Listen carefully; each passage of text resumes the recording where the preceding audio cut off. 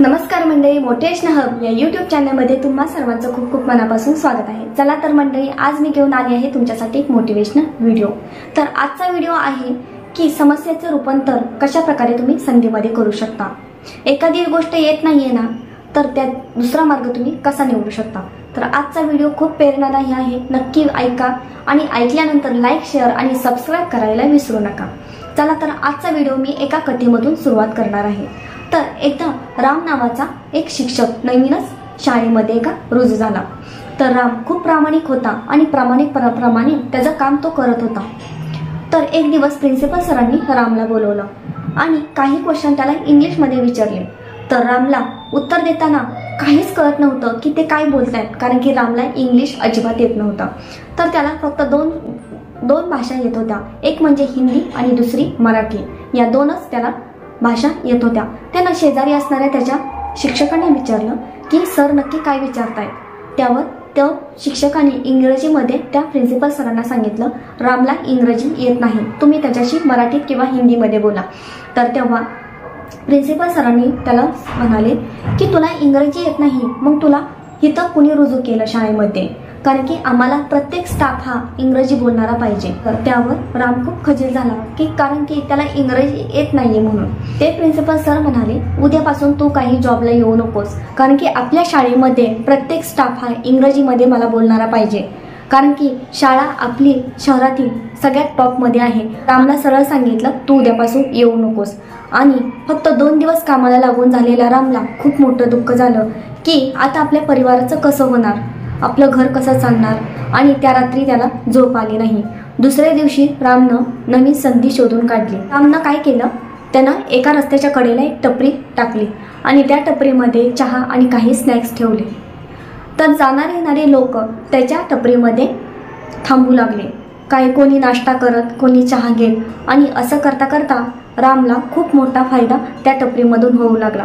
तर काही वर्षातच रामनं त्या टपरीचं रूपांतर एका मोठ्या हॉटेलमध्ये केलं आणि ते हॉटेल शहरातलं सगळ्यात नामांकित हॉटेल झालं। तर रामला त्याच्या या यशाबद्दल अभिमान वाटत असे की त्यानं आज साध्या टपरीपासून सुरुवात केली होती आणि त्याचे खूप मोठं हॉटेलमध्ये रूपांतर केलं। एक दिवस त्याच्या हॉटेलमध्ये खूप मोठे उद्योजक येऊ लागले आणि त्याच्या हॉटेलचं खूप सारं कौतुकही करू लागले।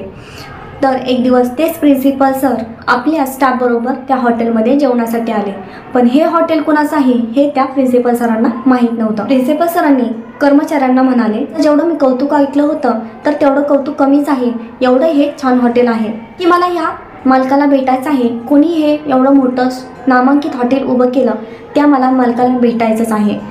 तर कर्मचारी रामला बोलवायला गेले आणि राम जेव्हा त्या प्रिन्सिपल सरांसमोर उभा राहिला तेव्हा ते प्रिन्सिपल सर त्या रामला ओळखू शकले नाही, कारण की तो जेव्हा तिथं काम करत होता फक्त तेव्हा त्याला 2 दिवस झाले होते आणि त्याला कामावरून काढून टाकण्यात आलं होतं।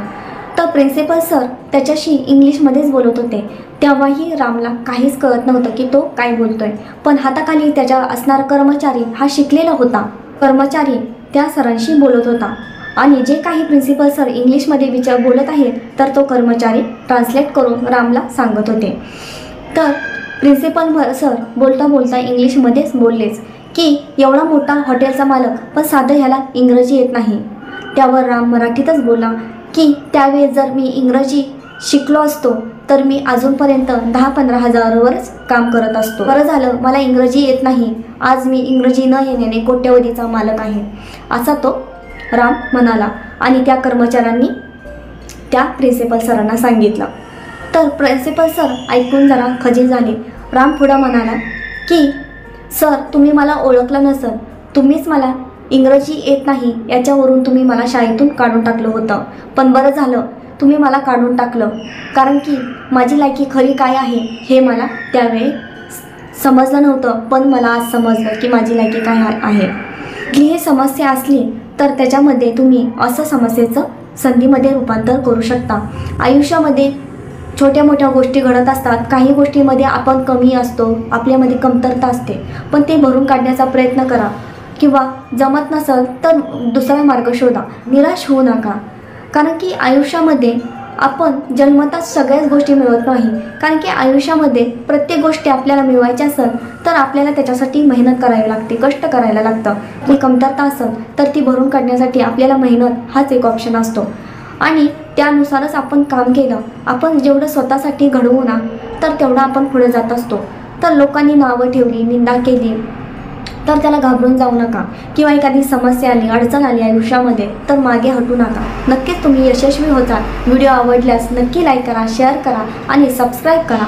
अशाच नवनवीन व्हिडिओ बरोबर पुन्हा भेटत राहील. जय हिंद, जय महाराष्ट्र.